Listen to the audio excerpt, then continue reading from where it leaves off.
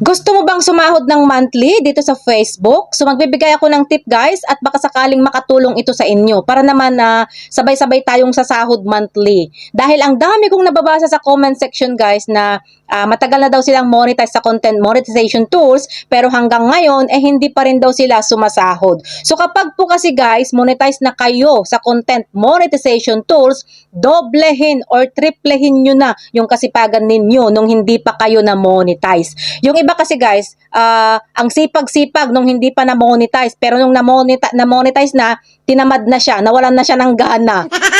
Pero sa bagay, ganyan din ako noon eh. Napakasipag ko talaga guys, gumawa ng content nung hindi pa ako monetize. Pero nung na-monetize na ako, nagbago ang lahat.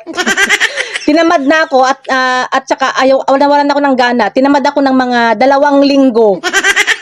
Tapos nung may nakita na akong $0.01 doon sa mga pinopost ko, bigla akong nabuhayan ng dugo.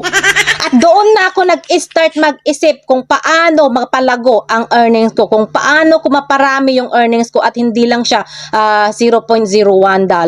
So dahil nga mukha akong pera, dinoble ko yung kasipagan ko nung hindi pa ako monetize. Kaya sa mga monetize dyan, para magkaroon kayo ng sahod monthly, dapat may entry kayo sa lahat. Dapat araw-araw kayo mag-post ng mga video, text post, picture post, at saka stories. Dahil yung mga yan guys, ang nakapaloob sa content monetization tools. Huwag nyong sayangin ang pagkakataon para magkaroon ng kita.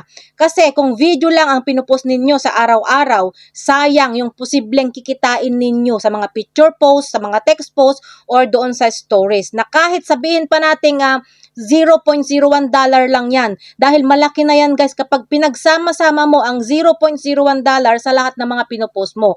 At mas madali mo lang makuha ang $25 na minimum threshold. At mas malaki yung chance na makakasahod ka ng buwan-buwan. Kaya sikapin mo ang gumawa ng mga content para makuha mo ang $25 na minimum threshold or mas higit pa sa $25 sa loob lang ng isang buwan.